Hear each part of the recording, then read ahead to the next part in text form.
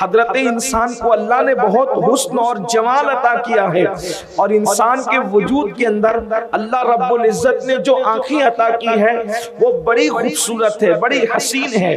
انسان کے وجود سے اگر آنکھیں ختم ہو جائے تو پھر انسان کا وجود گویا کہ جہنم کدا بن جاتا ہے، اس کی زندگی جو ہے اللہ اکبر جہنم کدا بن جاتی ہے۔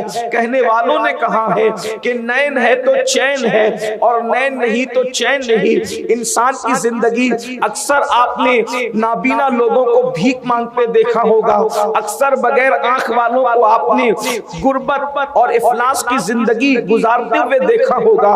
آنکھوں کی بڑی اہمیت ہے۔ انسان اپنی زندگی کا مکمل لطف اگر اٹھانا چاہتا ہے تو وہ آنکھوں کے ذریعے سے بہت زیادہ اپنی زندگی کو لطف اندوز کرتا ہے، اس لیے کہ راستہ چلنا ہے تو آنکھوں کی ضرورت، علم حاصل کرنا ہے تو آنکھوں کی ضرورت، کوئی کام کرنا ہے تو آنکھوں کی ضرورت۔ آنکھ انسان کے لیے بہت اہم ہے۔ اگر انسان کی آنکھیں نہ ہو تو اس کی زندگی کا عجیب حال ہوتا ہے، وہ زندگی کا مکمل لطف حاصل نہیں کر سکتا۔ لیکن آنکھیں ہی ہیں اللہ اکبر جو انتہائی توبہ شکن بھی ہے، آنکھیں ہی ہے جو فتنہ پرور بھی ہے، آنکھیں ہی ہے جو انسان کو جہنم کی راہ پر لے جانے والی بھی ہے۔ آنکھیں نہ ہو تو زندگی جہنم نشان بنتی ہے، اور اگر آنکھوں کا غلط استعمال کیا جائے، آنکھوں کا مس یوز کیا جائے تو پھر یہ آنکھیں ہی انسان کو جہنم کی طرف لے کر کے جاتی ہے۔ اللہ رب العزت کا فرمان ہے، قل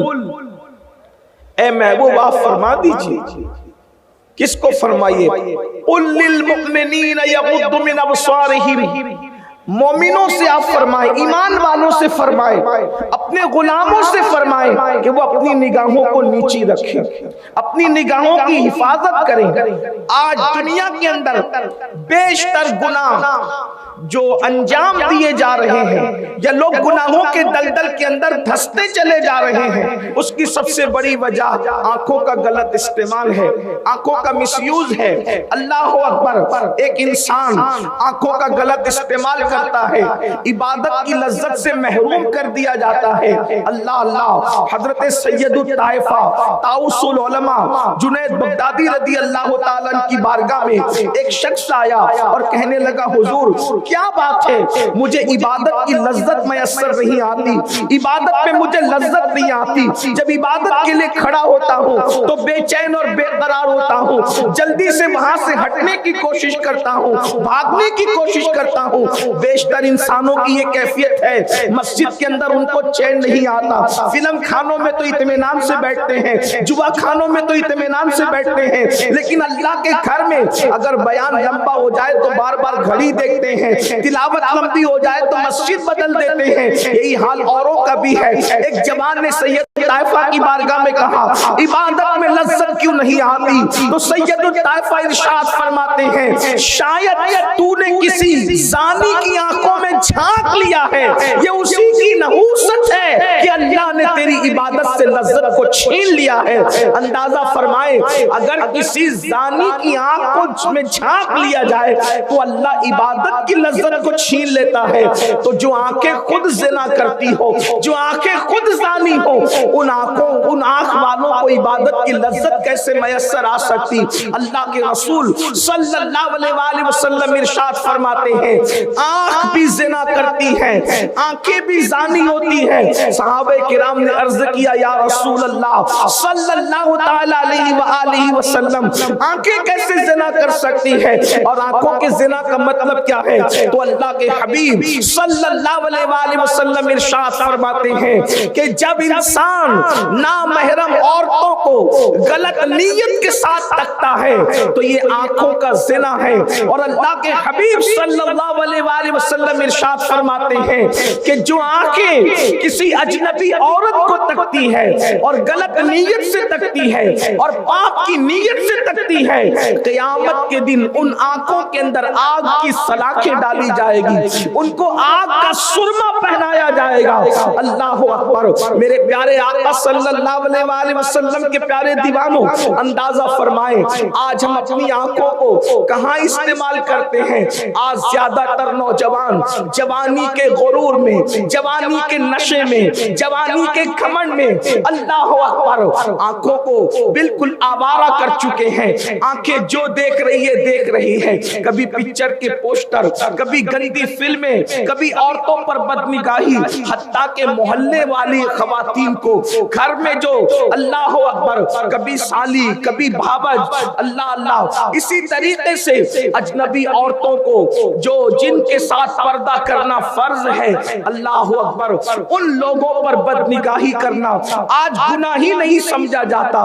میرے پیارے آقا صلی اللہ علیہ وآلہ وسلم کے پیارے دیوانوں حضرت سیدنا عیسیٰ علیہ نبینا علیہ السلام ارشاد فرماتے ہیں آنکھوں کی حفاظت کرو، اس لیے کہ جو آنکھوں کی حفاظت نہیں کرتا ڈر ہے کہ وہ زنا میں مبتلا ہو جائے۔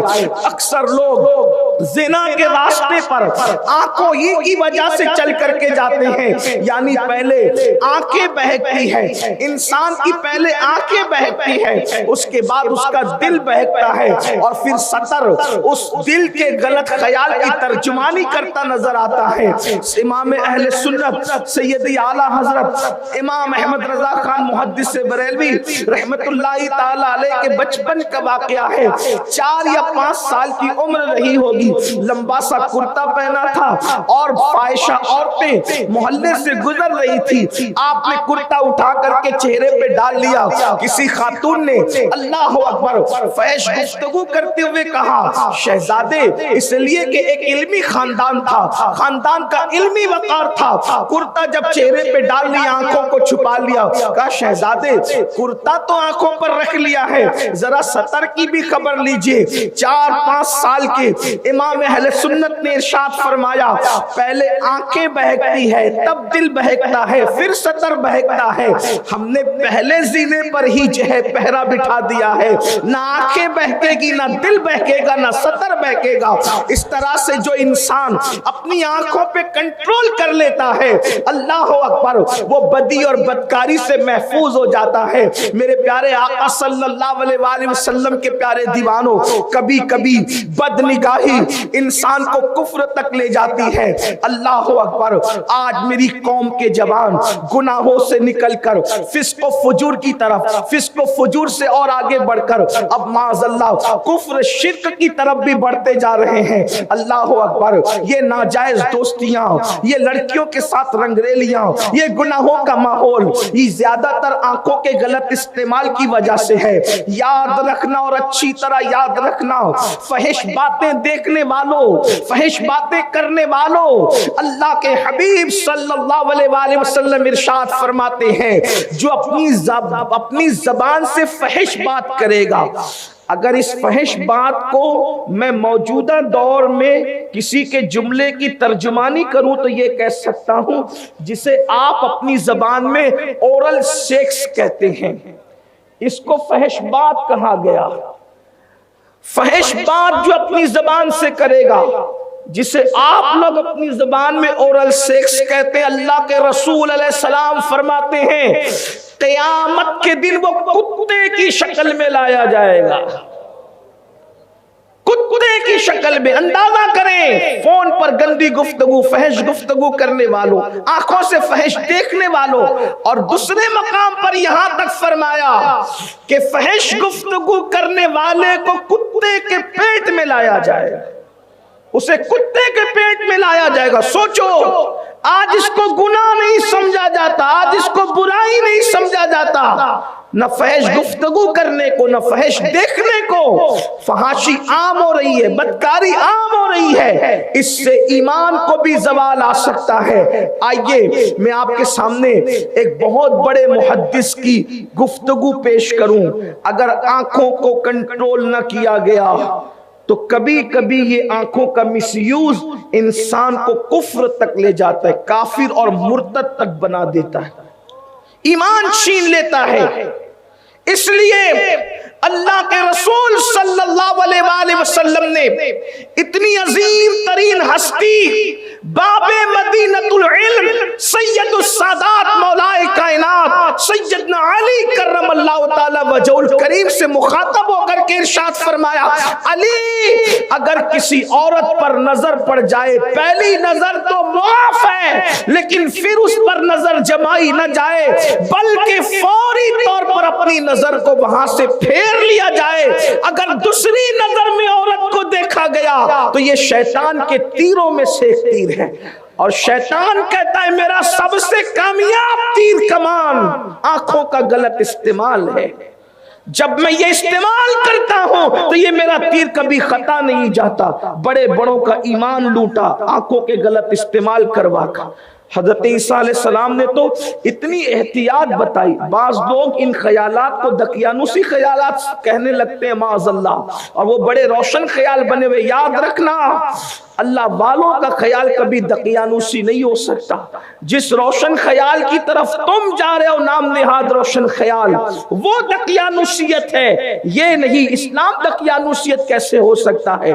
سیدنا عیسیٰ علیہ السلام ارشاد فرماتے ہیں کہ عورت کو دیکھنے سے بھی بچو جو اجنبی اور نامحرم ہے۔ عورت تو عورت ہے، عورتیں جو کپڑے پہنتی ہے اگر وہ کپڑے بھی کہیں رکھے ہو تو اس کو بھی دیکھنے سے بچو کہ اس سے بھی دل میں شہوت اور زنا کے جذبات پیدا ہوتے۔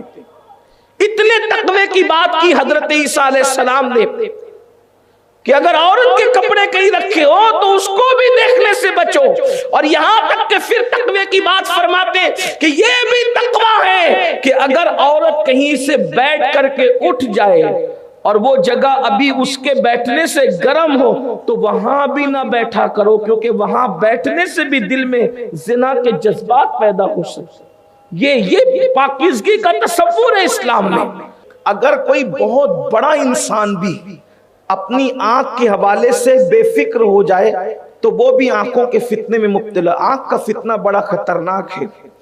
جو بات میں بیان کرنے جا رہا ہوں اس کو علامہ ابن الجوزی نے بھی بیان فرمایا، اور بھی بہت سارے بزرگوں نے اپنی کتاب میں لکھا، جس کو بطور مفہوم اس کے خلاصے کے طور پہ میں پڑھنے جا رہا ہوں۔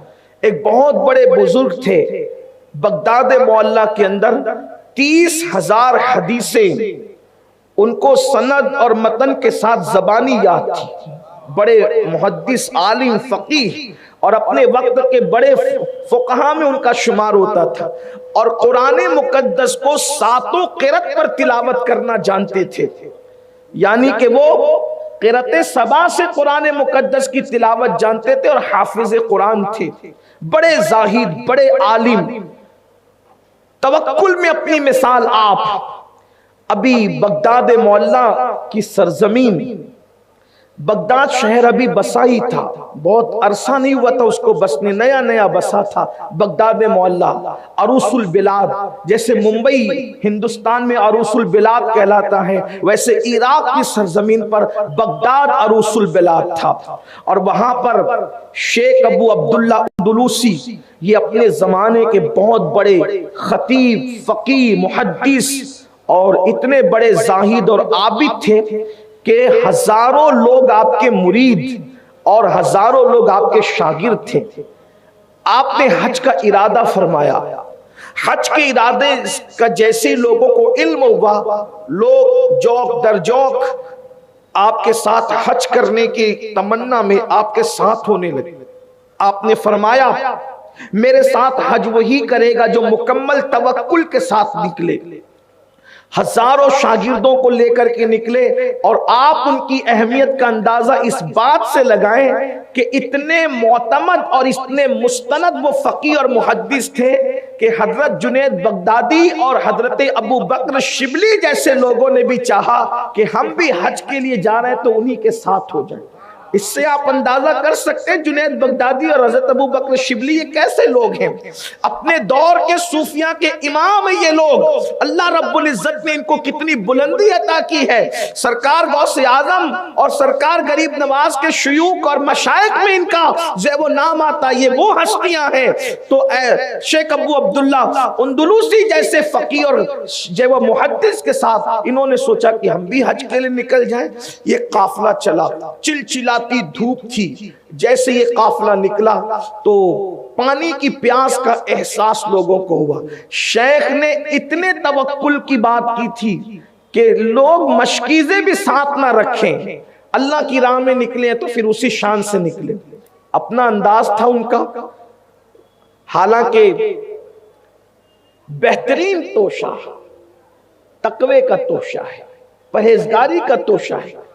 نکلے اس تقوی اور پرہیزگاری اور توکل کے توشے کے ساتھ، ایک جگہ ایک علاقے میں گئے تو اس بستی میں دیکھا کہ لوگ شرک میں گرفتار ہے، اور کوئی آنکھ کی عبادت کر رہا ہے، کوئی سلیب کی عبادت کر رہا ہے، کوئی کچھ کر رہا ہے، کوئی کچھ کر رہا ہے۔ شیخ نے یہ سب منظر دیکھا اور اس کے بعد آگے بڑھے۔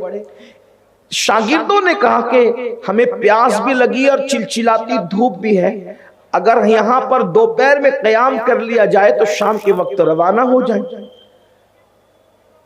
شیخ ابو عبداللہ نے کہا کہ بہت اچھی بات ہے۔